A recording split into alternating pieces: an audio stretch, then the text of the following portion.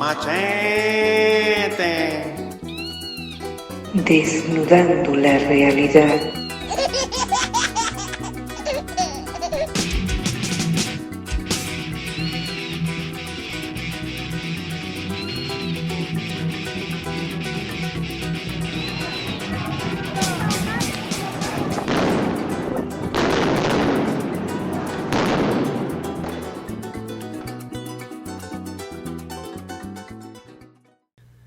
Bien, querido público, un gran saludo fraterno, solidario, rebelde, como todas las semanas. Aquí de nuevo transmitiendo nuestro noticiero semanal Machete en su edición número 19. Quienes les hablan desde esta trinchera de lucha y desde nuestra parroquia La Pastora, una de las 22 parroquias del municipio Libertador de Caracas, capital de nuestra república, La Pepa. Y este servidor, Samuel Bravo, parte de nuestro equipo comunicacional. Tengo que precisar que La Pepa, lamentablemente por razones laborales y familiares, nos tiene que abandonar por unas cuantas semanas.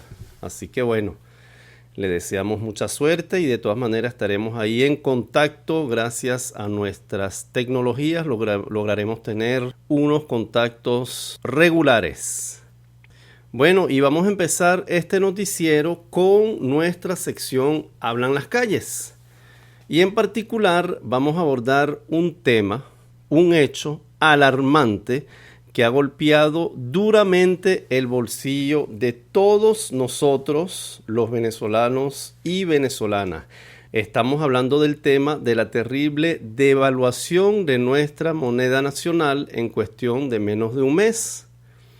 Efectivamente, el dólar pasó de 6 a 8 bolívares por dólar, perdiendo de esta manera un tercio de su valor. Hay que precisar que esta tasa de cambio no es la del dólar paralelo. Estamos hablando del dólar oficial, de la tasa oficial del Banco Central de Venezuela. Por si acaso, pues todavía hay quienes siguen hablando del dólar criminal, entre comillas, de la conspiración interna e internacional, y todas esas payasadas inventadas por el gobierno para no asumir sus responsabilidades. Evidentemente, la especulación siempre existe. Hay los vivarachos de turno, comerciantes que quieren tener ganancias exorbitantes que obviamente inflan esa inflación. Pero cuando estamos hablando de la tasa de cambio en 8 bolívares, estamos hablando de la tasa del Banco Central de Venezuela, órgano del gobierno central. Por lo tanto, esta devaluación enorme, la mayor en un año, es responsabilidad exclusiva del gobierno de Nicolás Maduro. Y evidentemente esta devaluación repercute directamente en los precios y en la inflación. Según el Observatorio Venezolano de Finanzas, la inflación del mes de agosto se ubicó en 17,3%, la variación de precios más alta en los últimos 12 meses, lo que ubica la inflación para este año en 90%, una cosa impresionante. Estas cifras las publicó el portal Aporrea el día 5 de septiembre pasado. Evidentemente, esto merma aún más el poder adquisitivo del venezolano y de la venezolana y más que nunca vuelve nuestros salarios, nuestros ingresos de forma general, sal y agua. De hecho, según el estudio antes mencionado, la del Observatorio Venezolano de Finanzas, el salario mínimo representa apenas el 4,3% de la canasta alimentaria. Óigase bien. Y los 130 bolívares, que es lo que representa un salario mínimo o una pensión en Venezuela, ya no equivale sino a unos 16 dólares, mientras que hasta hace menos de un mes representaba 23 dólares, lo que ya es una cantidad, una cifra irrisoria.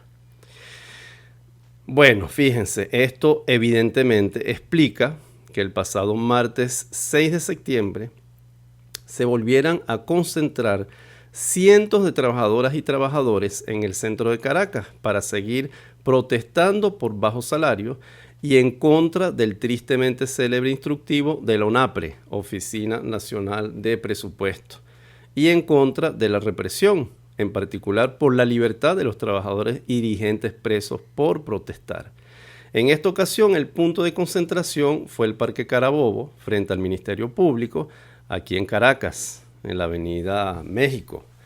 Los manifestantes trancaron la Avenida México por varias horas como expresión de su descontento y un documento fue entregado a la Fiscalía exigiendo libertad para todos los dirigentes presos y luego de esto los manifestantes marcharon casi hasta la esquina El Chorro, recorriendo toda la Avenida Universidad.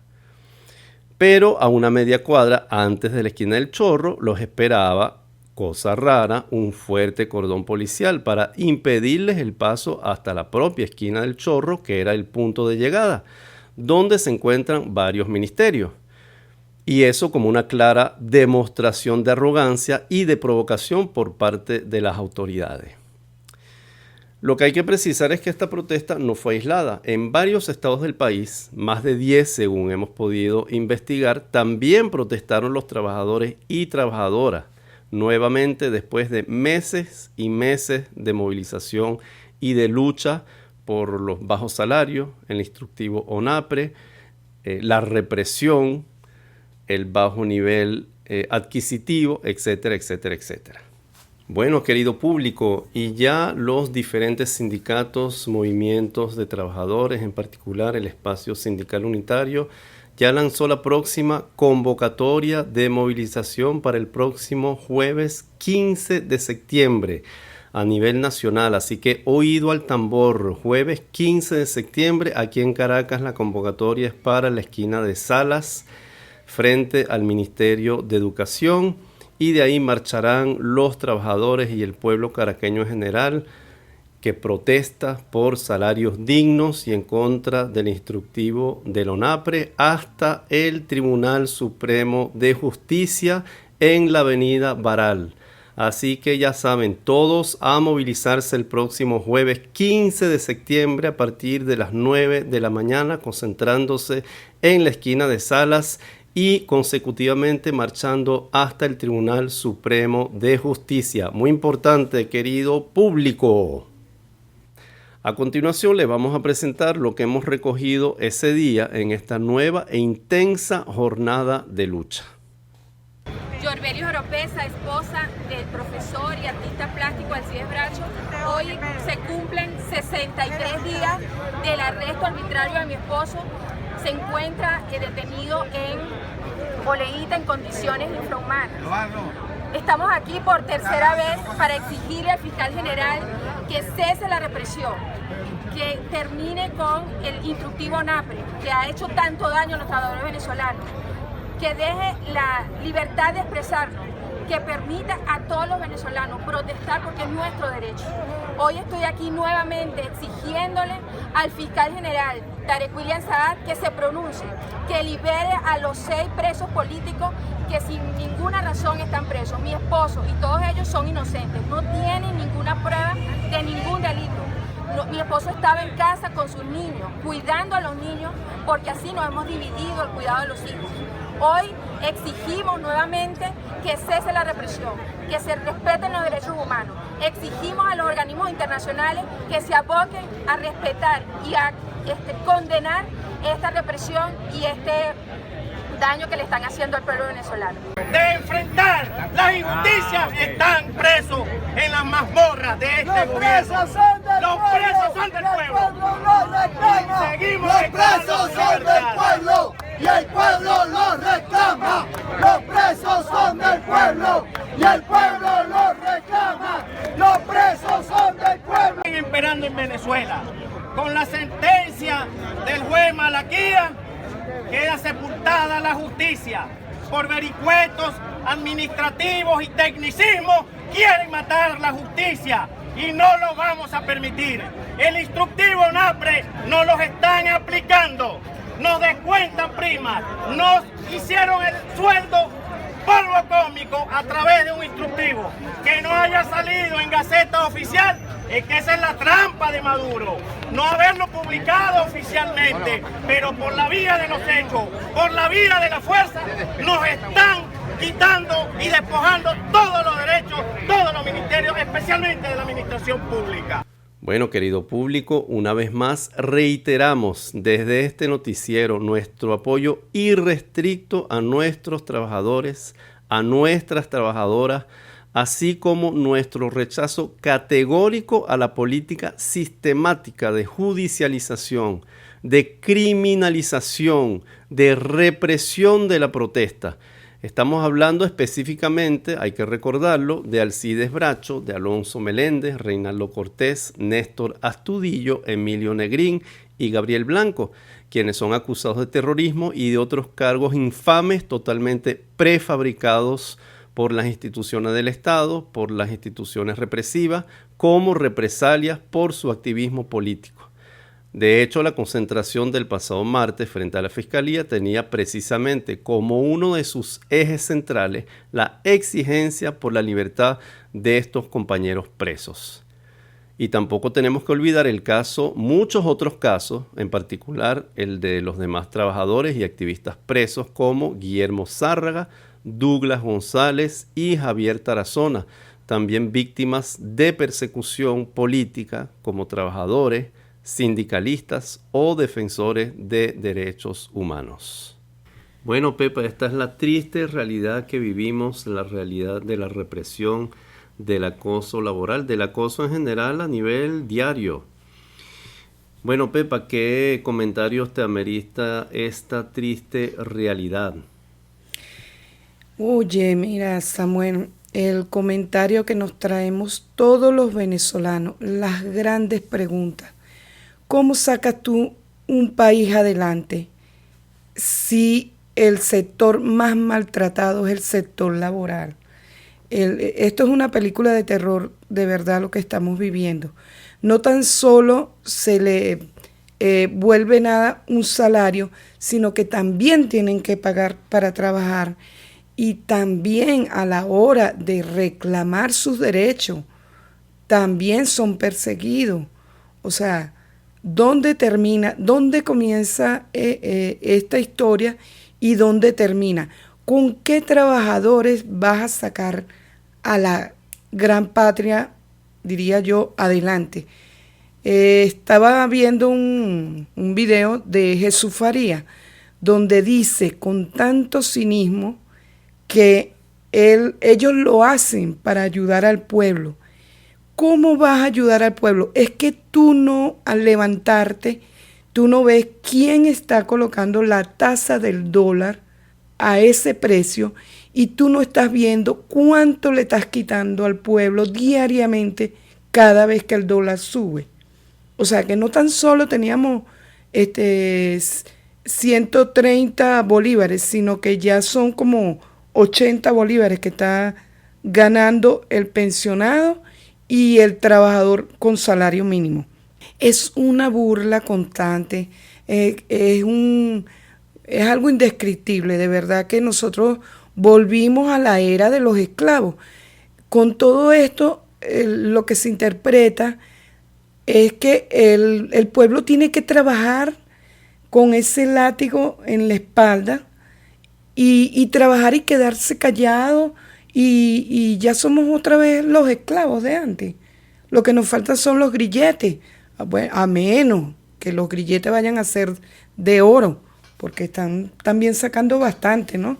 Entonces a lo mejor ya no van a ser no sé cuál era el material, ¿no? Pero se veía bien pesado. Así es. Entonces es posible que a lo mejor nos van a condecorar con un grillete de oro a los trabajadores de Venezuela. Así es. Así me gusta la Pepa, con su machete y su lengua bien afilada. Bueno, Pepa, fíjate, es así, ese acoso y esa represión contra el trabajador es también la represión que vivimos todos los venezolanos, trabajadores sociales, comunitarios, culturales, en la comunidad, en el barrio, con ese acoso de las autoridades, el chantaje para que la gente no proteste, la amenaza para que la gente no reclame. Esa es la triste realidad que vivimos de la represión, del acoso, de la judicialización a diario en nuestras comunidades, en los centros laborales aquí en Venezuela. Y levantar la voz por los trabajadores presos. Eso es una injusticia. Poner un trabajador preso es matar la patria, sinceramente. Así es, Pepa, lamentablemente.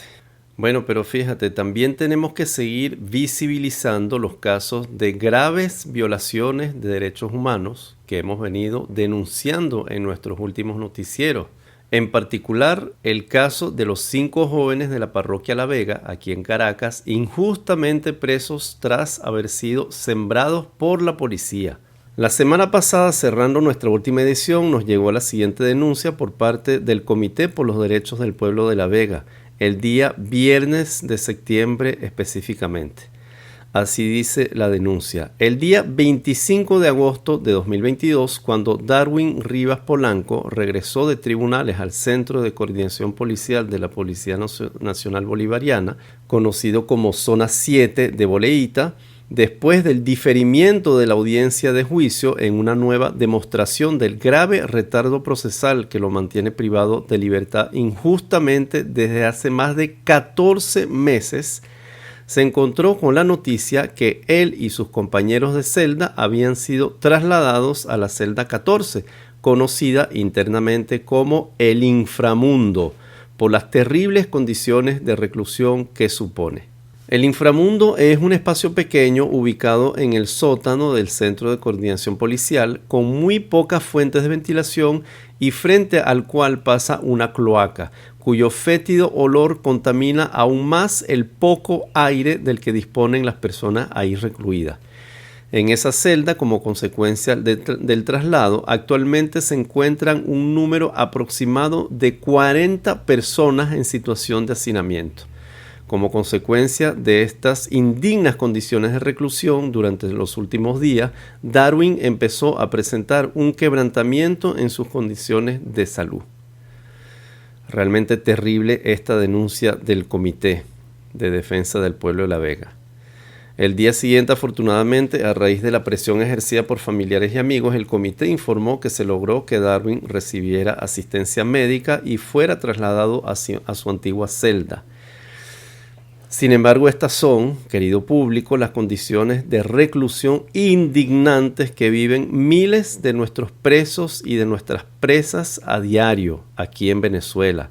De hecho, a Darwin le están actualmente haciendo una serie de exámenes con todas las peripecias que eso supone para sus familiares, especialmente para su mamá, a quien le extendemos un saludo desde este programa, para descartarle la posible contracción de tuberculosis.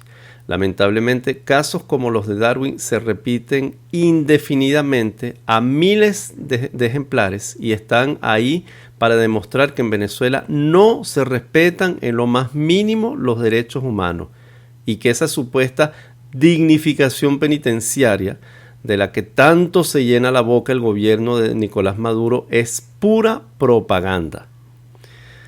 Bueno, querido público, con estas palabras vamos a un breve corte y ya regresamos.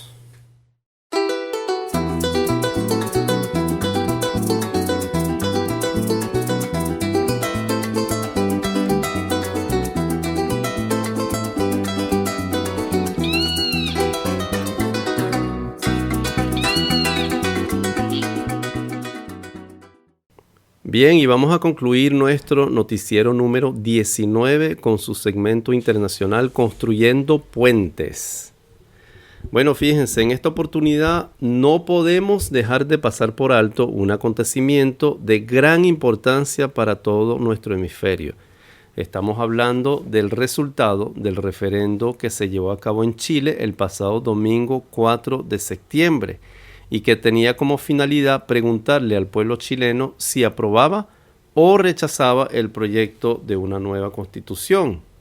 Bueno, fíjense, con la mayor participación de la historia, es decir, más de 13 millones de electores, de 15 millones de inscritos, hay que precisar que esta participación era obligatoria en esta oportunidad, el rechazo se impuso por casi un 62% de los votos, contra un 38% de aprobación al nuevo texto constitucional propuesto, una diferencia abrumadora. Este proyecto fue elaborado por una convención constituyente que trabajó durante 12 meses y que tenía el respaldo del actual gobierno encabezado por el presidente de izquierda, Gabriel Boric, elegido hace 6 meses. Una cosa bastante peculiar la que sucedió en Chile, verdaderamente. Bueno, pero primeramente vamos a hacer un poquito de historia. Este proceso constituyente surge del plebiscito que tuvo lugar en octubre de 2020, cuando el sí a la reforma constitucional tuvo un apoyo del 78%, una inmensa mayoría de los chilenos y chilenas, que a su vez fue consecuencia de la ola de protestas violentas que estalló en Chile en 2019, en contra del presidente de aquel entonces, Sebastián Piñera, y de la Constitución vigente, redactada en 1980 bajo la dictadura del tristemente célebre Augusto Pinochet. Pudiera parecer, por lo tanto, contradictorio que el pueblo chileno rechazara un proyecto de cambio constitucional cuando 2 años atrás rechazó la actual constitución, esa que se heredó pues de la época de la dictadura. Pero eso es lo interesante del caso. Según todos los análisis, el pueblo chileno sigue convencido de la necesidad de cambiar la constitución. Lo que rechazó el pasado domingo es el proyecto específico que se le presentó. De hecho, el mismo presidente Boric, aunque apoyaba el nuevo texto constitucional, reconoció inmediatamente que, según sus palabras, el pueblo de Chile no quedó satisfecho con la propuesta de la Convención Constituyente y ha decidido rechazarla de manera clara. Adelantó que debe establecerse un nuevo itinerario constitucional y esto, obviamente, es uno de los aspectos positivos, pensamos nosotros, muestra que el proceso constituyente, primero, sigue abierto. Y segundo, dice mucho sobre la disposición democrática, tanto del pueblo chileno como del propio gobierno de Gabriel Boric. Ahora fíjense, vamos a ver en qué consiste brevemente este nuevo texto constitucional que fue rechazado por una inmensa mayoría de chilenos y chilenas. En su borrador final cuenta con 388 artículos organizados en 11 capítulos, elaborados por una asamblea elegida de 155 miembros, formada en su mayoría por constituyentes independientes y progresistas. En su primer artículo, este texto establece que Chile, y ahí cito directamente el texto o la propuesta de texto constitucional, es un Estado social y democrático, de derecho, es plurinacional, intercultural, regional y ecológico. Hasta ahora todo bien. De acuerdo con el sitio web oficial de la Convención Constitucional, el borrador está basado en los siguientes 10 pilares. Democracia, a diferencia del texto actual, heredado de la dictadura, habla de democracia participativa, incluyendo la participación de entidades territoriales y los pueblos indígenas. Segundo principio, pilar, inclusión. Por primera vez el texto constitucional consagra derechos para, entre otros, las mujeres, niños, niñas, adolescentes, personas de los pueblos y naciones indígenas, personas con discapacidad y personas de las diversidades sexogenéricas. Tercero, tradición institucional. El nuevo borrador marca el fin del Senado, reemplazado por la Cámara de las Regiones, donde cada región contará con la misma cantidad de representantes. O contaría, porque ya ha sido rechazado, ¿no? Obviamente. El nuevo Estado también reconoce sistemas jurídicos de los pueblos indígenas, desmilitariza a las policías y define el rol de las Fuerzas Armadas exclusivamente ante agresiones externas. Garantías de derechos. Este es el cuarto punto, el cuarto pilar. La nueva Constitución consagra derechos esenciales como la salud, la educación, el reconocimiento del trabajo doméstico y de cuidados, el derecho a la vivienda, a la alimentación adecuada, el derecho humano al agua y al saneamiento y el derecho a vivir en entornos seguros y libres de violencia. Realmente principios que a nuestro parecer son bastante positivos. Otro principio, la libertad. El texto habla de las libertades individuales y colectivas y consagra la libertad de religión, pensamiento, expresión, enseñanza y la libertad de emprender y de desarrollar actividades económicas. Otro principio, igualdad de género. Por primera vez, el texto protege el derecho a una vida libre de violencia de género y los derechos sexuales y reproductivos, así como el derecho a la identidad. Protección de la naturaleza y el medio ambiente, otro de los principios y ejes fundamentales. También por primera vez el borrador final consagra los derechos de la naturaleza, contempla además un catálogo de derechos humanos ambientales, como el derecho a un ambiente sano y ecológicamente equilibrado. El texto reconoce de esta forma la existencia de una crisis climática y ecológica mundial que nadie puede negar. Eso es evidente. Si nosotros dentro del sistema ecológico, no tomamos cartas en el asunto como humanidad, como género humano, sencillamente vamos a un suicidio colectivo. Otro principio, las regiones. La nueva Constitución considera a Chile como un estado regional. También se establece por primera vez la formación por ley de las autonomías territoriales indígenas. Otro principio, proyección a futuro. Al reconocer los desafíos que presentan los avances en ciencia y tecnología, se incorporan el derecho a la participación política digital, a la información, al conocimiento, a la educación y conectividad digital, y a la protección de los datos personales. 10º principio, economía responsable. En uno de los puntos más debatidos durante la Convención Constitucional, el borrador consagra los principios de responsabilidad fiscal, equidad territorial y el desarrollo armónico con la naturaleza. También se establece un rol más activo para el Estado, además de regular, fiscalizar, fomentar y desarrollar actividades económicas. Con respecto a la minería, se establece que el Estado tendrá el dominio absoluto. Esas son palabras literales del texto constitucional de la propuesta. Dominio absoluto, exclusivo, inalienable e imprescriptible de las minas, y que sujetará la exploración y explotación a una legislación que considere su impacto ambiental. Bueno, fíjense, vista desde una perspectiva puramente emancipadora, anticapitalista, democrática, esta propuesta puede parecer realmente buena para la mayoría del pueblo chileno. Sin embargo, según los análisis que hemos podido leer, pareciera que el rechazo al texto constitucional se explica por el hecho de que esta propuesta estaba demasiado asociada a una parcialidad política, en particular a la orientación izquierdista del gobierno. El hecho de defender, por ejemplo, los derechos de la comunidad sexodiversa, de las comunidades indígenas y el rol protagónico del Estado en la economía, por ejemplo, parecen haber creado o pueden haber creado mucha controversia entre la población e incluso rechazo. Y esto nos demuestra una vez más que una cosa es lo que pueden pensar y desear las parcialidades políticas y otra cosa es lo que piensa la mayoría de la población.